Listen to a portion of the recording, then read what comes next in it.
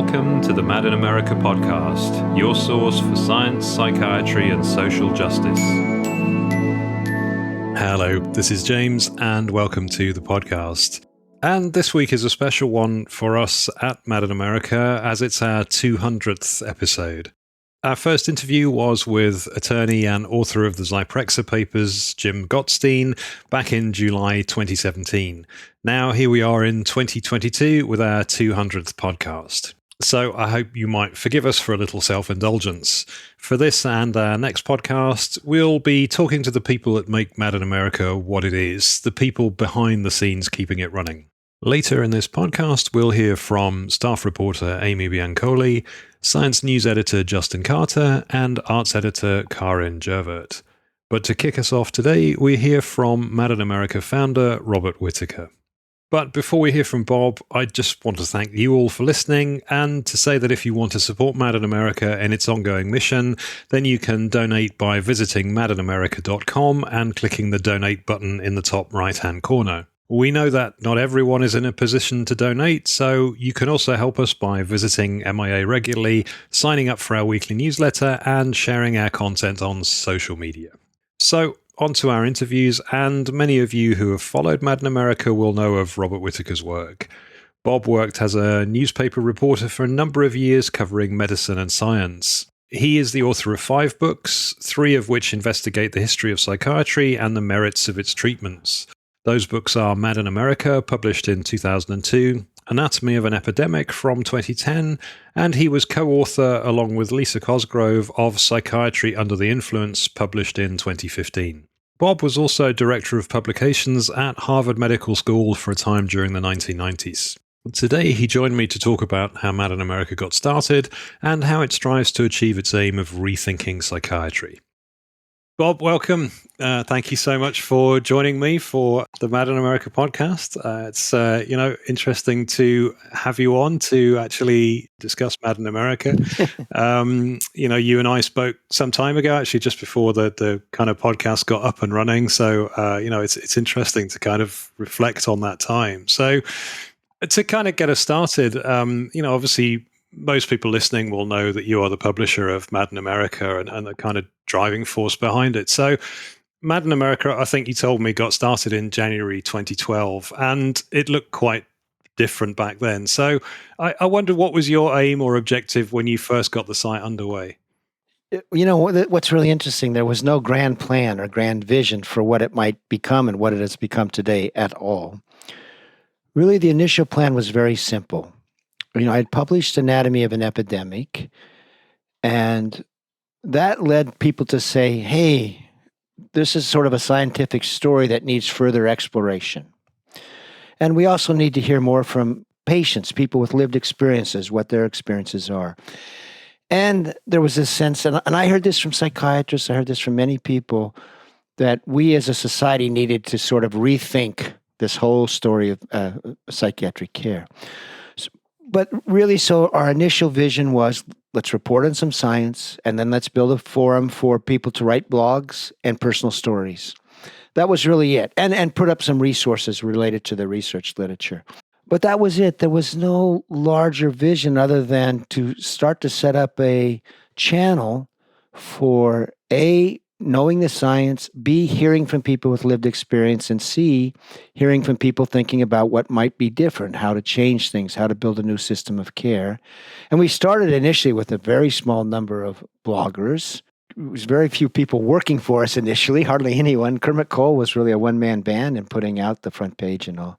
So it grew organically, and I think the thing that's important to understand or see or recognize is how it began to fill a niche where there was so much demand. In other words, it was like a larger and larger public, not just the United States, waiting for this type of information, eager to hear it, eager to share their stories. And we just sort of rode that wave over time as we expanded. We then launched the Mad in America Continuing Education. You launched Mad in America Radio for us. And how did that start? Well, you interviewed me for your Let's Talk Withdrawal podcast. And the next thing you know, like 20 minutes later, we're saying, why don't we do a Mad in America Radio? Which, by the way, is how Mad in America has evolved. So there was no like grand plan. It's just as we moved along, we would all of a sudden discover opportunities to expand or do something new. Mad in America Radio is an example. Our sort of expansion lately into art resulted from Karin coming on board, and she had been involved in sort of arts in the lived experience community. And even Mad in America Education, where did that come from? Continuing education. That came from when Bob Nickel became involved, and Bob Nickel had been the former state commissioner of mental health for Oregon. And one of the things, of course, we wanted to do was reach professionals with this alternative way of thinking. So I think what it's important to see is like we sort of stumbled into a niche where there's a great need for information, and then talented people sort of step forward. And I think the one thing I'm proud of this organization is we sort of immediately recognize the potential in individuals stepping forward and let them run with whatever their area of expertise was or interest was. Thank you, Bob. It's been quite incredible in the time that I've been involved to see how the site has grown. So here we are a decade later. The site's grown in size and scope. It has 11 globally affiliated sites, 5 million visitors per year. It not only covers science now, it covers music, art, lived experience, and so much more. So how do you see Mad in America's role now in terms of the landscape of all things mental health? How does it fit in, do you think? Well, I think we've becoming quite an impactful voice, to be honest, and even internationally. The growth of the affiliates has been really important because now what's happening is they're joining together into this sort of international network of affiliates, and we're learning from each other. And therefore, we're learning about what different countries are doing, and we borrow information from them. By borrow, I mean republish, and that sort of thing. And that is getting us a collective voice on an international stage demanding change. We need to rethink this. And also making known that we have organized ourselves around a false narrative, that chemical imbalance, drugs are so great narrative. And I think we really are an important vehicle for deconstructing that old narrative and opening ideas to new narratives. And one of the, I can talk about the type of impact I've seen that we've had. Most notably, for example, when the UN Special Rapporteur for Health, Danish Puris, was sort of coming up with his final reports, he was relying on Mad in America to really inform his reports, and he even relied on some of our science writers to help him with those reports. Same with the World Health Organization when it published its community mental health report. Well, one of our board members was a consultant to that. Several people who had written for us were consultants to that, which showed they were seeing us, these leading organizations, as an information source, but also sort of a philosophical source, a psychological source for what was possible. So I think actually our impact goes far beyond just the visitor numbers, because it sort of spreads a message throughout society. And so much of what we were talking about 10 years ago is now becoming accepted wisdom, accepted knowledge. You see it even in ordinary research circles, people talking about things that we said 10 years ago, and now they're accepting as, yeah, that's true. Like, say, no evidence for long-term benefits with psychiatric drugs. But I'll give you a small anecdote about our impact. We were having a science team meeting the other day, and one of our science team members is in Argentina, Samantha Lilly. And she was going to interview, I think, the health minister of Argentina. And the health minister goes, "Are you the Samantha Lilly?" And she goes, "Well, I'm Samantha Lilly." And he goes, "Well, I just read an article you wrote, which was published on Mad in Mexico. So how did it get to the health minister? Because we published it in English, the Mad in Mexico republished in Spanish, and now you have people in South America reading science findings published on Mad in America at the highest levels." I was so thrilled to see that sort of chain of information making its way up there. And I think that is an anecdote that really explains how our impact is beyond what you just see in the numbers. And so, obviously, again, people that regularly visit Mad in America or listen to the podcast or look at the information on YouTube or however else they kind of get access to Mad in America, they'll have seen that the science reporting is a big part of what Mad in America does. So, how does Mad in America or you or the science team, how do you decide what science is relevant to cover for Mad in America's audience? So what we really look to cover is this. I initially set that up is because there's so many scientific findings that never make it into the mainstream media. Why don't they make it into the mainstream media? Because the mainstream media has this idea that the good science is that conventional narrative. And so when they hear things like, oh, the drugs don't fix chemical imbalances, they might just dismiss it. Or even more important is, how does the mainstream media get most of its information? It's sort of fed to them through the PR of the journals or, say, the American Psychiatric Institution, and they have PR channels for promoting conventional stories. But the research literature is filled with information and findings that actually contradict or, that conventional narrative. And I wanted us to be an outlet, a forum for broadcasting these findings that the mainstream media never really reports on. So that's sort of the mission statement there. And then also we're, of course, interested in findings about alternative thinking, alternative programs. But the biggest thing is we're going to be a forum for scientific findings that don't make it their way into the mainstream media for that reason. Now, beyond that, that's the mission. And now I mentioned earlier about how people have domains of responsibility. So Justin Karter is our science editor, and he runs that science team. Now, I'll feed him some story ideas, findings, and other people do as well. And then he communicates with his team, and basically he has built a template for how to report on these findings. That's very, what's the methodology? What are the limitations? What is the context? And one of the things we do that I think is so interesting is when you read our science reports, they'll say the finding, and then often they build how this fits into other findings. So it's not just a singular finding. But that's our purpose. And what we do is, of course, we just try to go through the scientific journals or the related journals, and also keep our ear out for anybody who says, people often send us stuff, hey, how about this finding? And then I just want to emphasize again how Mad in America runs through the talents of a number of individuals. It's not this hierarchical type organization. Justin Karter is a science editor. He built that team up. He runs it. That's part of our organizational strength. Thank you, Bob. And so I wondered what you felt was MIA's perhaps biggest achievement over the years, and was there anything that you feel kind of frustration that you haven't been able to accomplish yet, or Mad in America hasn't been able to accomplish yet? Boy, those are two good questions. The biggest thing I think we've been able to accomplish is to continue doing what we're doing and expand at the same time, even as we're going against a narrative where all the financial influences are on the other side. So pharma money, mainstream money, advertising money, we don't have any of that. So we don't have any of the usual funds for so we're a nonprofit, et cetera. But we've been able to continue, thanks to the generosity of donors. And so we're really a grassroots effort. Nobody corporate is paying for us. It's individuals that are supporting us.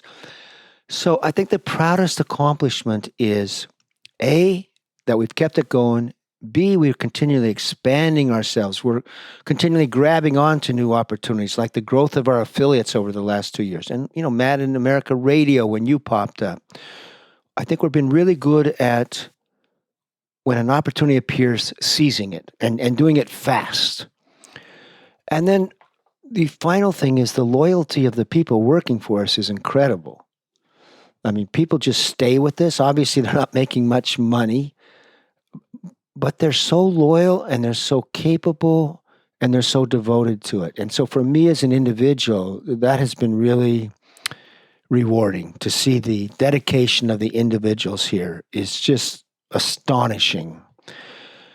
Now, what's been the biggest failure? The biggest or disappointment is we haven't been able to bring forth the voices of people with lived experience who really aren't heard at all in society. Now I'm talking about, poorer people, foster care kids. I mean, we've struggled. There are so many parts of, say, our society, but other worlds they're just hidden from the world. People of color, poor people of color, say the experiences of of black men in the system. Well, the black men in the system, not only are they likely to get more severe diagnoses, but they're also often put under sort of state guardianship, and they have to continue to take these medications, antipsychotic medications. Anyway, our personal stories, which are so important, do not convey the diversity of experiences in the psychiatric system that really exist across racial diversities and across class diversities. And we've tried, haven't succeeded, but we need to continue to try. We need to we had this thing calling it bringing forth unheard voices. And so that's part of one of the initiatives, and we're trying to figure out different ways to do it. But sometimes these populations we're trying to reach into are so isolated from any sort of mainstream approach that it's been hard. But we've tried to do it with video interviews, and we'll keep trying. But that's the biggest disappointment. Would you say that was the main challenge for Mad in America going forward, is trying to be representative of the diversity of the community that it's trying to serve? Yes. Here's the thing: we're part of the fundamental mission is making known that this paradigm of care we've had has done a great deal of harm. It really has. You see it in disability numbers. You see it people trapped on medications, people out of work, people who feel they've lost years of their life. You see it in the pathologizing of kids who then go on to this, career as mental patients. So that's all good. Is sort of shining a light on how this story and the way it's been applied to basically, expand financial interests of certain groups is doing great harm, and we need to rethink that. But we're missing part of that story. We're missing the voices of those who are foster care kids and just get shunted into this. And then by the time they're 18, they may age out of foster care, but now they got a life ahead of them as a mental patient, and they grew up on antipsychotics. We have poor people in various cities in various parts of our country where people just don't have opportunities. Their lives are so difficult. And because their lives are so difficult, maybe they get shunted into the psychiatric system. Well, what's happening to those people in the psychiatric system? How does it affect them? And what is it like for them, whether it be in psychiatric hospitals, group homes, living on the street? So we're trying to be an organization that writ large is telling us, how is psychiatry affecting human beings in various societies, in the U.S. and other societies?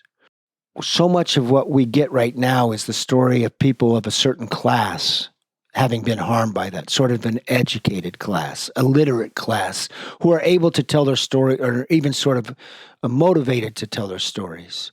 But there's whole groups of people cycling in and out of hospitals, under state control, in and out of foster care or in foster care that are just being pathologized, categorized, drugged, and unlistened to. And that's part of the harm done. And if we talk again in 5 years, I hope we're doing better on that. I'm bringing that story known, that element of how society is being shaped and changed by this paradigm of care we've had. Yeah, absolutely. Thank you, Bob. And so I was wondering, is there a message that you'd like to give to Mad in America's audience? Here's the message. I think we have had a failed system of care that was given to us really by psychiatry as an institution, as a guild, and by the pharmaceutical industry. That's the story. It was their story we organized ourselves around. But if you really look at a bigger picture, this is a story about how society cares and supports its own citizens in two ways. Those who do develop psychiatric difficulties, how do we respond to them? And also, how do we create a society that is less stressful, that is more nurturing of human beings, children, people as they become young adults, etc.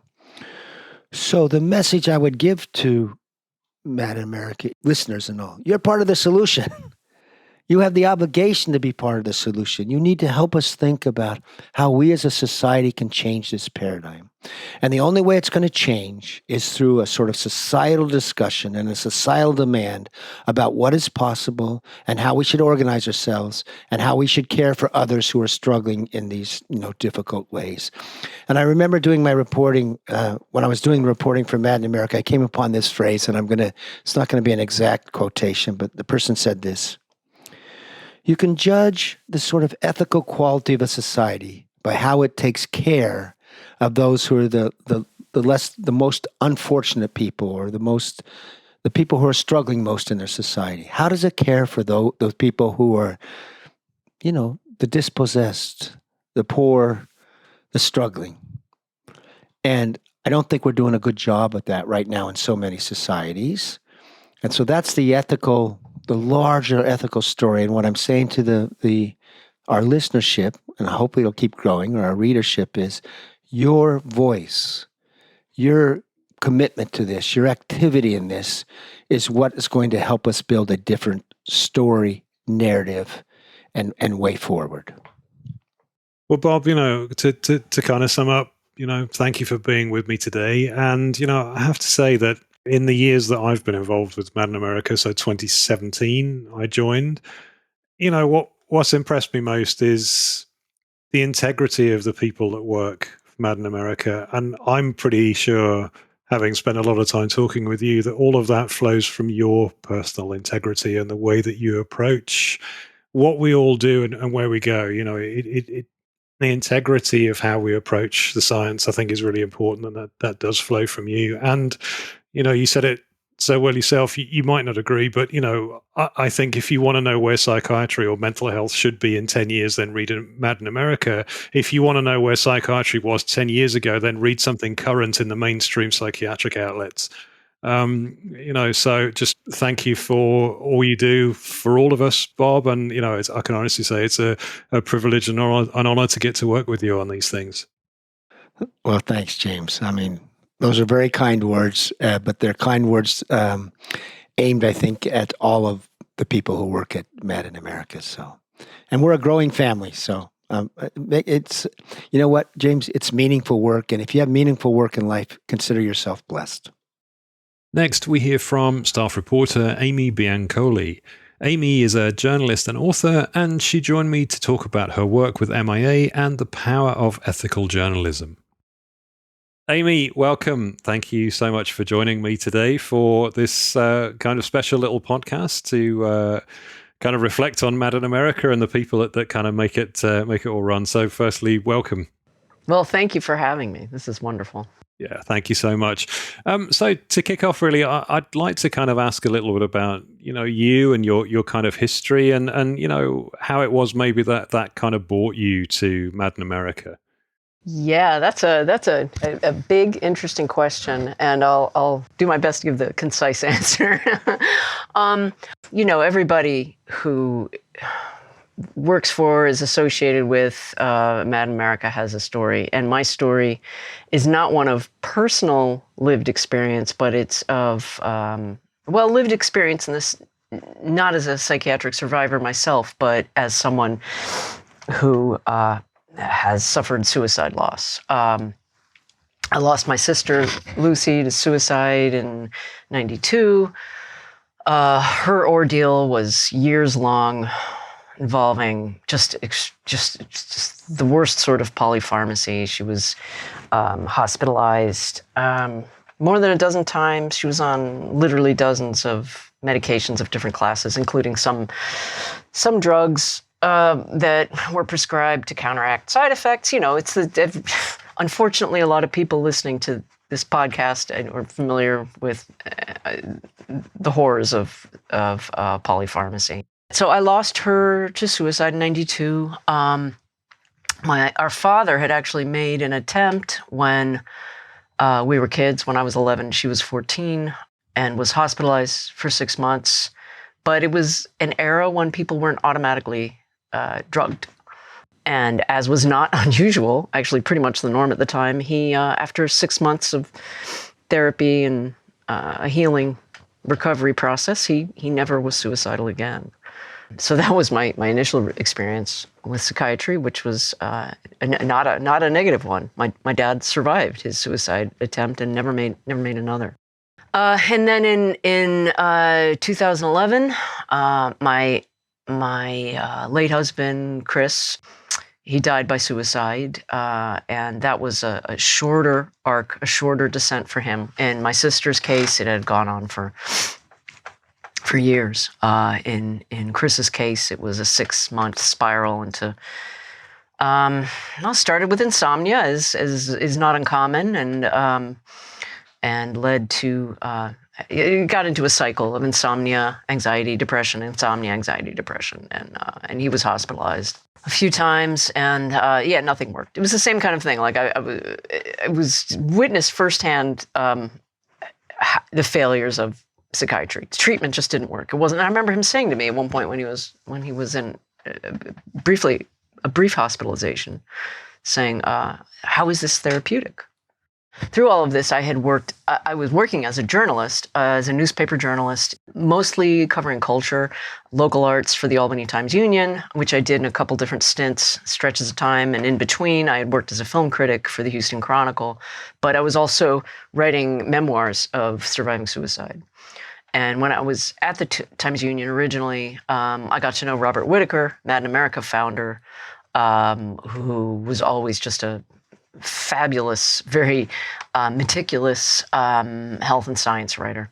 And so I knew Bob when he started writing about this, and when he came to his epiphany about the failures of psychiatry. So all along, and then I heard about the founding of Mad in America, and it sort of happened very naturally that he was looking to hire a staff reporter for the website, the webzine, and I just thought this is kind of the universe cracking open, saying, "Hey, Amy, you know this issue that's been important to you your entire life in ways you could never have anticipated, and ways that you've written about personally outside your professional life. This is an opportunity to do some." Reporting on a really significant topic. And so I took it. And that was in the middle of COVID. That was late summer of 2020.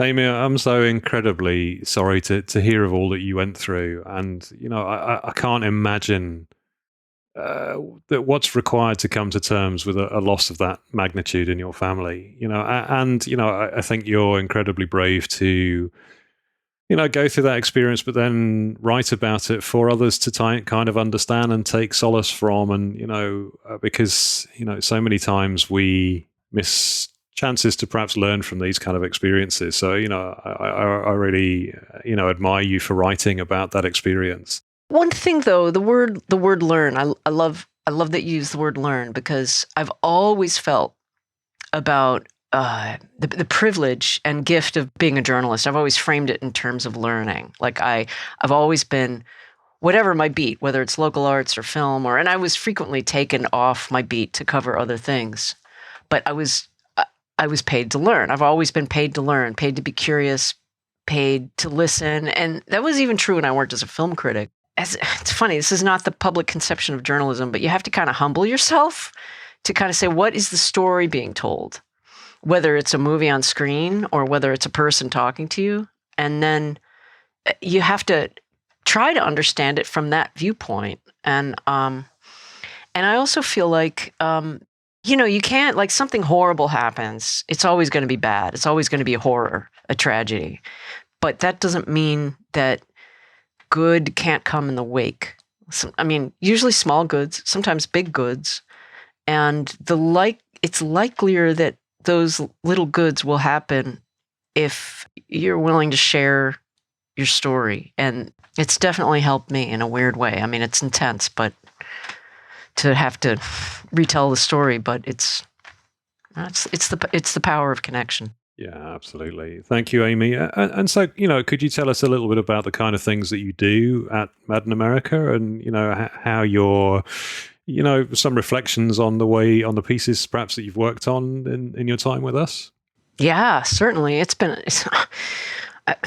Boy, talk about learning. It's been astonishing to me, the conversations I've had with people and all that I've learned. Well, let me see. I've been doing deep dive stories, long features, interviews, a few podcasts, as you know. I've started doing book review roundups as well, doing non-podcast interviews, kind of one-on-ones with people. And also stories, I should just highlight this, stories about alternate approaches, alternate efforts, alternate groups of people like those in the Pacific Northwest who do organize around rethinking psychiatry, like the Inner Fire residential community in Vermont, in southern Vermont, for people either trying to stay off or taper off psych drugs. I did a series, a 3-part deep dive series on the mental, emotional well-being benefits of music.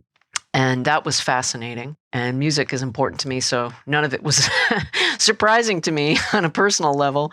But that was really fascinating. And I did a big story on the crush on college counselors and the massive influx of students looking for mental health services, and how mental health, those people who work for those services, how they're coping.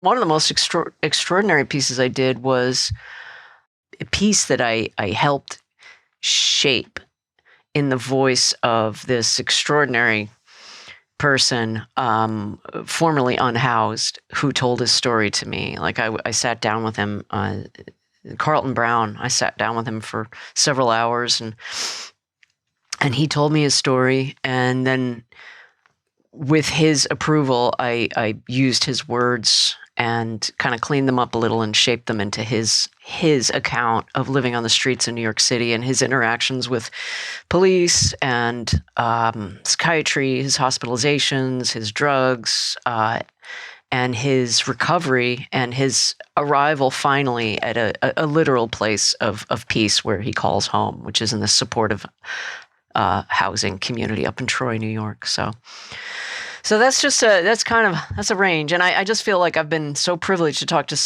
just so many people telling such extraordinary stories of survival and beyond that, recovery. And yeah, I mean, what amazing human beings are out there doing this work. Amy, I absolutely love the richness and diversity of your writing. And, I can...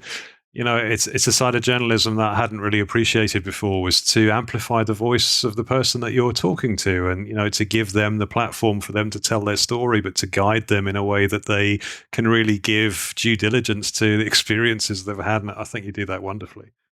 Oh, thank you. I mean, it's like, as I said, it's a privilege, and I'm always in awe when, and I hope I never take it for granted when someone trusts me and tells their story. I mean, that's just extraordinary to me. Like, wow, I'm just like this random journalist that they've never met, and maybe we're talking via Zoom or something. I mean, in Carlton's case, I sat down with him in person, but yeah, it's a relationship of trust, and I'm awed. I really am. And so, Amy, I wondered if your kind of thinking about all things mental health had kind of changed any since your time with Mad in America. And I can't help but be struck by, you talked earlier about the situation with your father where he was taken in, he was treated, and then he was let go. And, that made a big difference for him, compared to perhaps sadly with your sister, where she was taken in and drugged and then perhaps stayed unwell, sadly. So there's quite a shift there just in those different generations, isn't there? So, I wondered if working at MIA had kind of made you think differently about mental health, or did it just confirm what you already knew from your own experience? Well, it kind of both. It gave me a new vocabulary. And you know how you can know something and understand something, but then there's a shift in the light and you see it differently. Or not differently, but you see it more fully.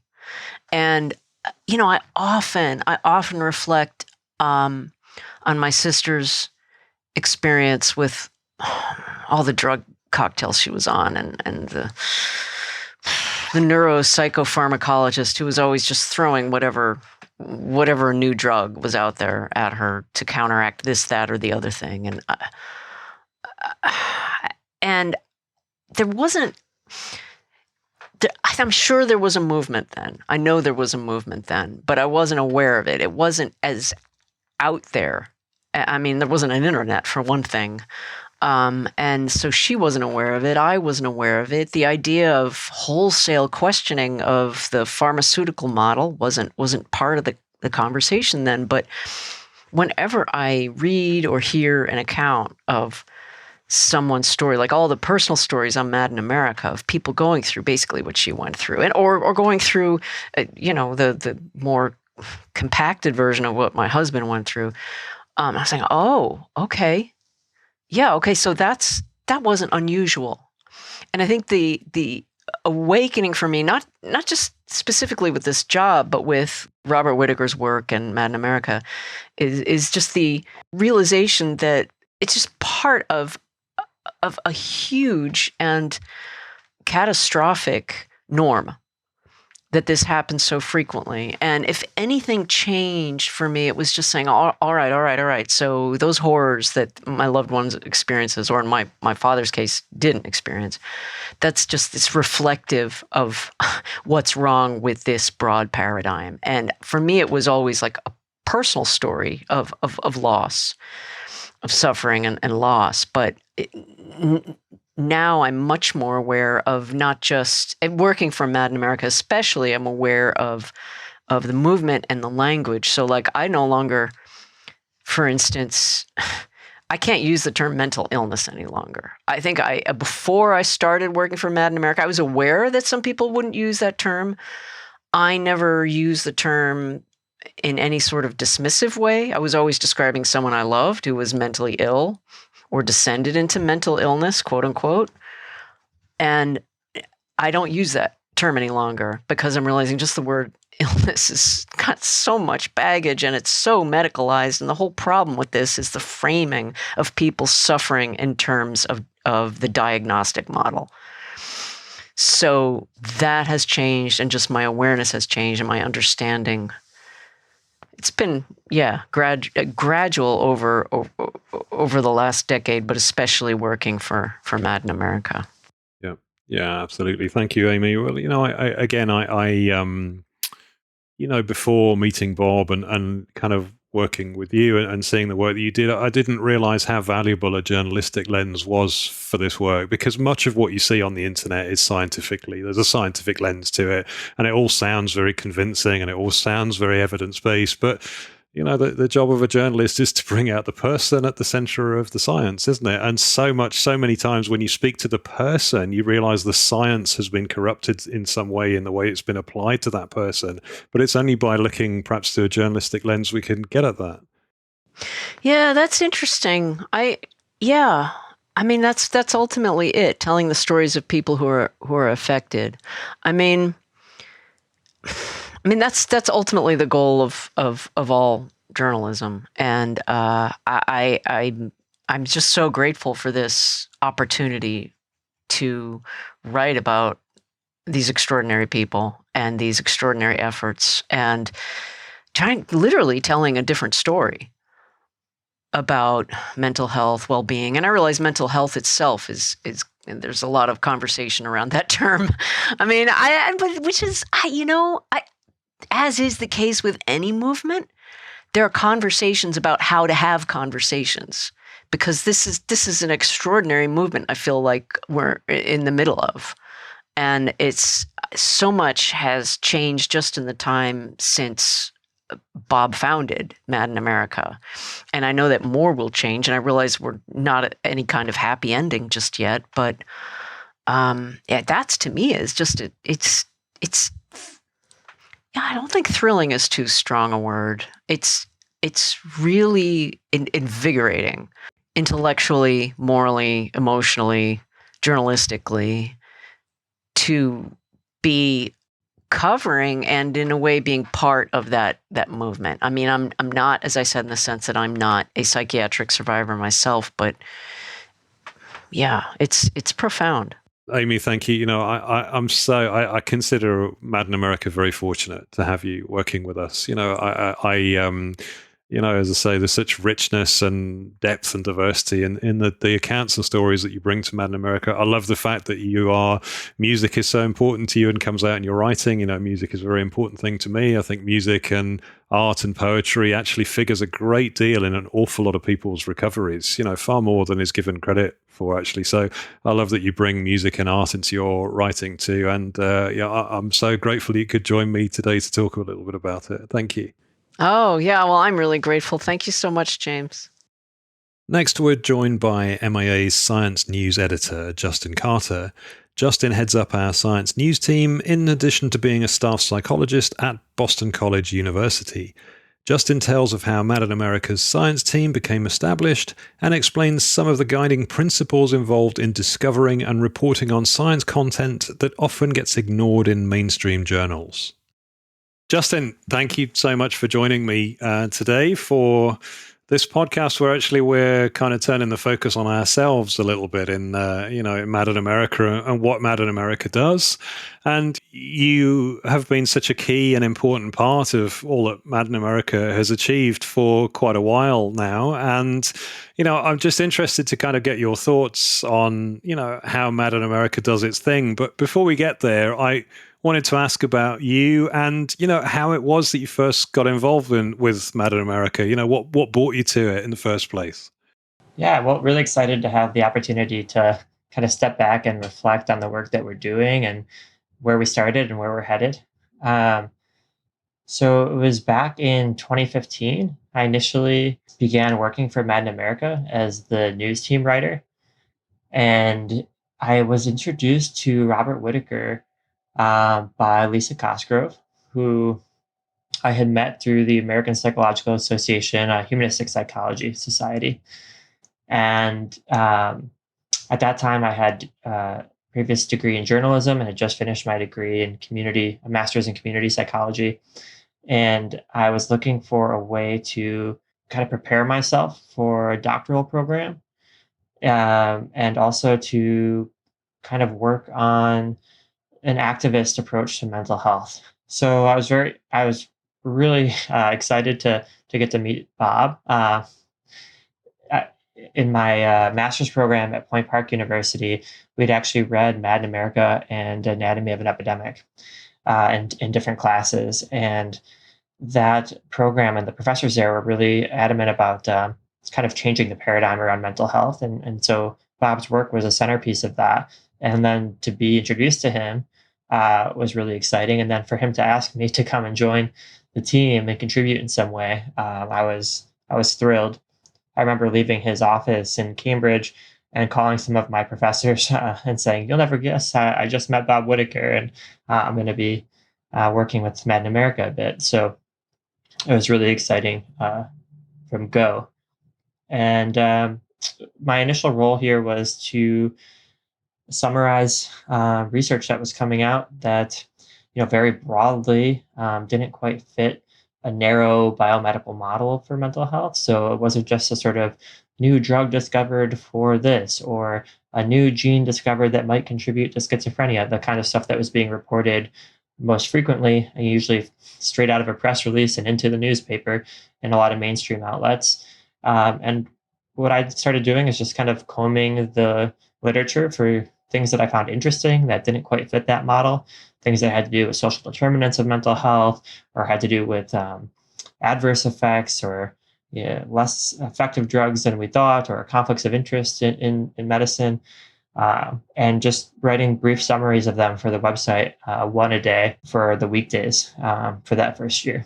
So that was really an education. It prepared me quite a bit for my future studies, and it was pretty fun to do too.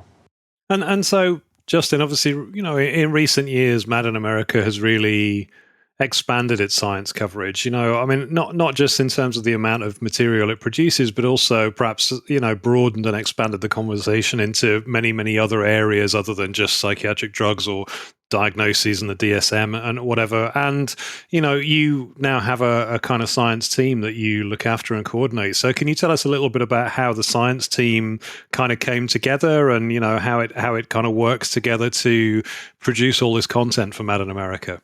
Yeah. And so the sort of expansion of the science team in terms of what we cover and the research that we look at is really a credit to the team that we've put together and the sort of diverse interests and life experiences that everyone brings to the team and what they choose to report on and how they choose to report on it. So we've been, I feel really lucky to have pulled together friends, really, people that I've met through doctoral studies, through different conferences, through connections, doing scholarship together. People who have approached me via email and said, "Hey, I'm interested in what's going on in Mad America," or "Hey, I read something on your website for a study that I was doing. I'd like to get involved." And so over the years, it started initially with a core group of us from UMass Boston, who were all students of Dr. Lisa Cosgrove. We're sort of all coming from the same perspective. And then over time, added a lot of really great young scholars who are now, many of them are graduated and professors or researchers or clinicians in their own right.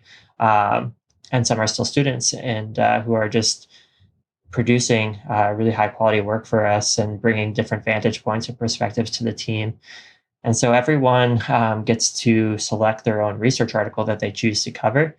I suggest a number of them every week to the team, and people can pick from those, or they can follow their own interests if they find something different.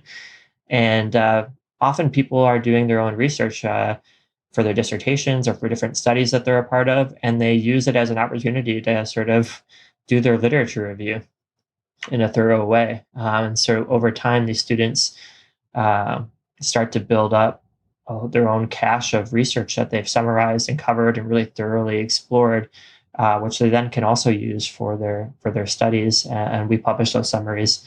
So the research that people are interested in and that they're doing themselves shapes what we cover on the website quite a bit. That's really quite important, isn't it? Because you've mentioned before that Mad in America, even for you yourself in your own work, sometimes has been a valuable reference tool. And I guess what's important in there is the kind of research that's often covered in Mad in America is not research which might figure all the time in the very big, high impact journals. So Mad in America in a way offers a way to magnify that research and to perhaps get behind paywalls and expose people to wider thinking than you might get if you just followed, say, the BMJ or something else. That's important, isn't it? Yeah, absolutely. So in terms of using Mad in America as a research library, I think that's maybe one of the ways in which Mad in America continues to expand and maybe is currently being underutilized by researchers. But now that we've had the research team running for 6 years, and we've summarized 5 articles a day, or 5 articles a week for each year. We've got over 1,000 articles that have been summarized by our research team members, and you can search through those on the website and read a summary, and then we link directly to the study and provide citations at the end of each research news article. So you can grab the citation, you can go to the study, read more thoroughly, decide if it's something that is helpful for you in your literature review. Or in the paper that you're writing, and you can really put together a pretty solid start to a literature review or an outline to a literature review by searching through the reviews that we've done and summarized already on the website. Yeah, absolutely. Thank you, Justin. You talked about your first meeting Bob and then, summarizing articles yourself and then, developing into a science news team that kind of broadened everything in terms of their, view of the world and their preferences. But, I wondered what that experience had. What was the impact on you yourself, Justin? And particularly, has the way that you've thought about the mental health landscape changed in the time that you first joined Mad in America and then through all your subsequent experiences with the science team? So I touched on this a little bit in the interview I did recently. The 2 major effects that come to mind right away are one, just being sort of humbled by the complexity of these issues. So broadly, like the complexity of human consciousness and the sort of mystery at the heart of that, the complexity of the brain, its interaction with our environments, and the way that we shape and are shaped by each other.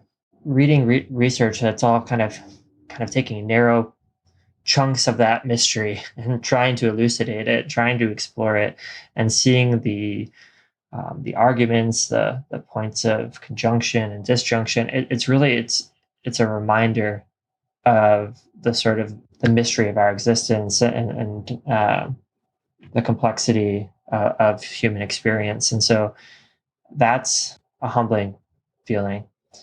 The second piece is being exposed to all of the sort of infighting, turf wars, different ideological perspectives on mental health that arise in the side disciplines generally, within psychiatry, between psychiatry and psychology, between psychology and social work, and within each of those fields, is sort of different critical and ideological perspectives that tend to butt heads with one another.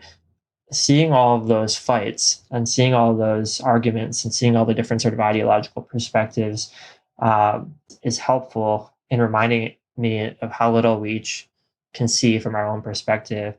It is also helpful, and it shows you where the points of disjunction are, where the fault lines are, and those are the areas that are exciting. Those are like the edge of the frontier, where we don't quite have an agreement yet. We don't quite have a language for how things work, and it kind of points us to the most critical issues to explore in the field. So whether that's diagnosis and what it means to have a disorder, which brings up all of these huge issues, whether it has to do with human rights and mental health. How do we think about the rights of people who are diagnosed, who in some people see them as a threat to themselves or others? How do we balance that threat to ourselves and others with basic human autonomy and dignity and agency? And I think these are, examples of places where we have wide disagreement in the field, and there are a lot of competing perspectives. And it kind of points us to what's most important and the issues that need to be worked on and talked about and thought about with a great deal of nuance. I guess then, expanding on that, if we look to, the future and where Mad in America is going, then what would you like to see the science team kind of focus on going forward in terms of its reporting for Mad in America? Is there one particular issue that you think is so important that it needs much more attention, or is it that all of the issues need attention and it's just a question of trying to cover as much as you can? Yeah, I think that we're starting to see the pendulum swing a bit. We're starting to see the paradigm change a bit. Mad in America's influence, although not always recognized, is clear. Other news outlets are covering mental health issues with a great deal more nuance. They're often interviewing or citing the people that we've already interviewed and cited for years. And so I think the conversation is shifting. And where do we go from here? If we've got a little bit of momentum, people are open to seeing mental health as a more complex issue, particularly with regards to social justice, political issues, social determinants of mental health. How do we push the conversation forward? And it feels like the leading edge of that conversation is around inclusion and participation of people with lived experience of mental health issues, or lived experience of psychiatric confinement, or lived experience of psychosis. There's different ways of sort of defining that. And so I think as a news team, one of the things that we're wanting to push forward is increasing lived experience perspectives on our news team, but also covering research coming out of the MAD studies field, coming out of critical disability studies, coming out of psychological humanities and first-person memoirs of madness or experiences of distress. I think increasingly we want to push forward in that domain towards greater inclusion of those bodies of literature, the consumer survivor ex-patient literature, psychosocial disability literature, and also have more inclusive practices on our team as well. Yeah, absolutely. Thank you, Justin. That's really helpful. And just before we kind of come to the end of this, Justin, I wondered whether there was any message that you'd like to give to people who kind of visit Mad in America to try and see and understand, where the science is going on these particular issues? I would say a couple things to keep in mind is that every individual research article is a small piece of the puzzle that's pointing us in a different direction. That's broadening our picture, that's broadening our conceptualization, but that none of them provide a sort of totalizing account of any experience or any experience of madness or mental distress or mental ill health. And just my struggle there and trying to find the words for that points to probably the second thing I would invite people to keep in mind is that as we're writing these, the language is evolving and we're on our way to finding better language and better ways of thinking about some of these issues. But the language itself is a limiting factor. Well, Justin, I just want to thank you and the science team, really. The science team under your leadership and guidance, I think, does a stellar job and, adds real legitimacy and rigor to the story that we, the narrative that we hear so often. And, the fact that there are other narratives out there that we don't hear so often. And the science team bring those other narratives to the fore and allow people to really understand and appreciate things that might be quite difficult to find otherwise. So, I thank you so much for the work that you and the science team do. Thank you so much, James. And the last thing I would add here is that I know for myself and for many members of the news team, when we talk about the work from Mad in America, we see this as an opportunity to, promote the kind of work that we're doing and the way that we're thinking about mental health issues, but we also see it as a service to the field. We know that we can publish dense theoretical treatises in niche journals and have them be read by, I don't know, if we're lucky, our parents, our partners, and one other person. And a lot of work and hours and intellectual labor go into doing that. And it's worthwhile to do that for its own reasons. But we also know that Mad in America provides an outlet for reaching a broader public, for providing us some service to the field in trying to change the field for the better from within. And so we're really excited to have the opportunity. I know I am, and I'm speaking for others, to be able to kind of do this bit of activist work, to provide this bit of service to the field and to service users and to our readers. And so we're really, I just want expressing gratitude for the opportunity to be able to contribute in that way. Perfect. Thank you, Justin. And thank you so much for joining me today. Thanks, James. And finally, for this first part of our 200th podcast, we're joined by Mad in America's arts editor, Karin Jervert. Karin is a fine artist, writer, and psychiatric survivor. She joined me to talk about her work and the vital role that art can play as a means for people to tell their stories. Karin, welcome. Thank you so much for joining me today to talk a little bit about Mad in America this time. So, for our 200th podcast, to kind of get us underway, I was really curious actually to ask a little bit about you and, some of your experiences and kind of how it was that you came to know about or to find Mad in America in the first place. Yeah, thank you so much. I'm so happy to talk with you and to catch up on this. And congrats on the 200th podcast. That's exciting. So I was labeled bipolar at 21 and hospitalized several times over, almost 20 years by the time I ran into Mad in America. But just before the pandemic, maybe a year or two before the pandemic, I was really starting to see how the actual treatment that I was receiving for this label I received, could have been the problem. I was like, wait a minute, I'm not sure that this is helping me in the way that they're saying it's helping me. It was just it was a slow burn, really. But at some point, I actually just Googled trauma from mental hospitalizations. And I ran into the Icarus Project, which is now the Fireweek Collective. And I just started learning a new language. It was an information dump, I just got all this lived experience of harm through psychiatric medications, harm through gaslighting in therapy, harm through mental hospitalization, trauma there. So it was all these things that I had never been exposed to prior, but there was always this needling bit of me that was like, something's wrong.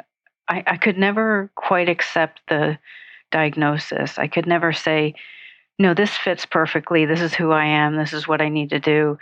And there was also like a gaslighting around that where it was like, well, if you can't really accept that, then, there's something going on with you that's not right. And it's like funny because in the end, it was the healing that had to happen was that I had to not accept it and trust that core intuition that something was not right about it. So anyway, long story short, I wrote an essay. And after all of this learning, all of this working through what I had learned through the Fireweed Collective, and I wrote, "Can we allow suffering?" And that was the first thing that I ever submitted to Mad in America. But as it was around this time, the pandemic had begun, and I had been trying to find work. I had worked at a bookstore, but we had gotten laid off at the pandemic. And it just, going through Mad in America was just like, this was the next step. I was like, I want to be involved. I want to help bring this information to others because I really felt it saved my life. The information on Mad in America, the lived experience narratives on Fireweed, the connections there, all of this I felt saved my literal life because I started withdrawing. And as soon as I got off the Latuda, which I was on an extremely high dose, the suicidality that I had struggled with for 5 years just disappeared, right? Suddenly I wanted to live. And it was like, what? How is it okay that these medications have suicidal side effects? It's like that, honestly, James, for me, that's insanity. Like that someone comes to you with depression and feeling just completely despondent about life, and you give them something that could possibly turn them towards suicidality. That's insanity. And I always say when I use the word insanity now, I'm like, I'm talking about, when I use that word, I only use it in the context of the well-funded kind. I don't use it in any other context. I would never call myself insane. I would never call any of my peers insane. But the well-funded kind is the kind of insanity I talk about. So that, to me, feels like insanity. Then I sent out an email to Bob, and I was like, look, like, I really want to help with this. And I guess it just, because I had a background in social media and I had a background in arts and all this stuff, it was like sort of that moment that it was perfectly timed introduction of, hey, here I am, Fantastic. So could you then tell us a little bit about the kind of things that you do for Mad in America? Sure. Yeah. More and more as I've settled into the arts editor position, I've realized that really all I'm doing at Mad in America is I'm creating opportunities for people with lived experience to share their stories and to facilitate the feeling of worth and validity. Like that I feel for a lot of psychiatric survivors, this has been the validity and worth of our personal lives, our personal experiences have been stolen from us. I've experienced that personally. So I think my work at Mad in America, although I've done other things such as the Suicide Hotline Project and things like that, but more and more because I'm an artist through and through. I was born this way. This is, the people that I care about are the work that I do. This is who I am. And so I've realized more and more that my goal at Mad in America is to present as many opportunities as I can for people to tell their stories and feel safe doing that. and receive feedback that their life matters and their story matters. So, the work I do is I manage the gallery, which is always an open call. Anybody can submit at any time to that. And then there's several other projects like online exhibitions that are separate from that, that we do periodically. So they'll have themes, like we have one running right now around the Beyond Labels and Meds, What It Feels Like to Be Me, which is the teen focus for teen artists. So expanding a little bit more of the arts content that we do around, that stuff. It's sort of a goal. Fantastic. Well, Karin, what you add to the site and what you bring to the site is so important and so needed because, we know that Mad in America has been a place for survivors to voice, their experiences and, what they've been through and that kind of thing. But not everybody wants to write. Some people really do want to express through music or through art or whatever it might be. So, it's pretty incredible to see the artworks that people send into the site, and through you, they get to express themselves in an artistic way. That's so important, isn't it? Oh, yeah, absolutely. And in the end, I think a part of that becomes an access issue, right? Some people can do some things, some people can do other things. And if one person can't necessarily write but can draw, there's a level of accessibility that opens up for that person. So making sure that there's just this open, opportunity, open invitation for all kinds of artwork is important for me, I think. Yeah, absolutely. So for anybody listening that did want to know more, I mean, how can they actually submit art to us? How would they go about doing that? Oh, sure. So if you're on the Mad in America site, under the editorial menu, there's the arts tab. And on there, you'll see submit art. I think it might be going through the gallery, art gallery, and there's links there. On the top of the art gallery, you'll see submit here. And basically it's, just give us the title. You can write a little bit about it if you want to tell us a little bit about the theme of the artwork or anything like that. It's poetry, humor. We do memes now too, so you can submit memes. And artwork, and we're trying to figure out a better way to do music, original music as well. Like so we're working through that, but you can submit sound files as well. So yeah, so performed poetry or even original music. We're figuring out better ways to present that. Yeah, well, I am so glad that you found us, Karin. I'm so pleased and grateful for everything you do for Mad in America, but I'm so sorry that you had to go through the experiences you did in order to find Mad in America. And that's difficult to contend with, isn't it? That people are having to endure such horrible things to then find a tribe and a community that they can express through many different ways. But, I'm also glad that Mad in America exists to allow people to express those things. Absolutely. Yeah. And I think that in the end is what is so essential about Mad in America.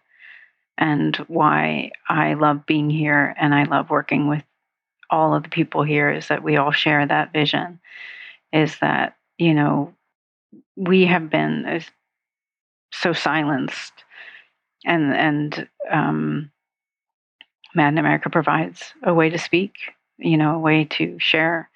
And it's so, so important. Well, I must also say, Karin, that I think you're being too modest. You're not just the arts editor. You do a load more work for Mad in America. Really, really important behind the scenes stuff, and work with our global affiliate partners. And anybody that knows anything about these kind of sites knows that behind the content, there's a whizzing machine of stuff that needs bolts tightening and leaks fixing every now and again and all that kind of stuff. And we depend on that, and it's it's a really important part of having the content front and center, isn't it? Oh yeah, absolutely. And I think that was one of the the great things about when I came to Bob and said, hey, here I am. I had sort of the web design experience, the web management experience, the social media experience. So I was happy to use those skills too towards Mad in America's mission too. And the affiliates are just a wonderful group to be working with. I enjoy that quite a lot. Being able to work with people around the world with similar visions. And help them get started through, helping them launch their sites, and then also just, we meet every month. We're like a little, like you said, like a little tribe, and we meet every month and talk and go over things. So it's like all the things I do for Mad in America, I am super honored to do. But I always start, I guess, with the arts editing, because the arts are the love of my life. So, and before we kind of say goodbye, Karin, was there anything else that is important for people out there to know about Mad in America, or know about you, or know about the work that you do for Mad in America?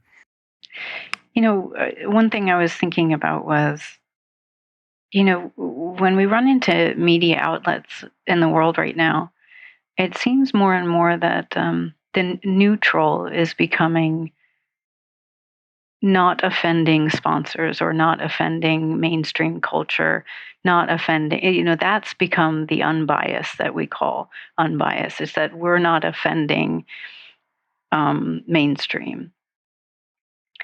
And I think Mad in America is important because it doesn't fall in that groove. It says, we're standing outside of that. And we're going to operate with the knowledge that it's important to highlight content that is up against the mainstream. And you just don't find that as much. And I think Mad in America does an amazing job with that. So, and bringing information to the fore that, like me, can save people's lives and has saved many, many people's lives. I think the last thing I'll say about Mad in America is I'm so grateful for what Mad in America is, because I get emails all the time saying, Mad in America saved my life. And I feel similarly. So. Yeah, absolutely. Me too. Well, Karin, I thank you so much for spending a bit of time with me today to talk about how important this all is and what you do. And equally, I'd echo that I think we're tremendously lucky to have you on board with us. So thank you for all you do. Thank you, James. Thanks. So last but definitely not least, I want to thank you. The podcast has become successful because of you, the listener. So thank you for joining us for these interviews. Thank you for your comments and for sharing and getting involved. And I hope you continue to find these interviews engaging and thought-provoking. So until next time, take care. Thank you for listening to the Mad in America podcast. Visit madinamerica.com for more news, views, and updates.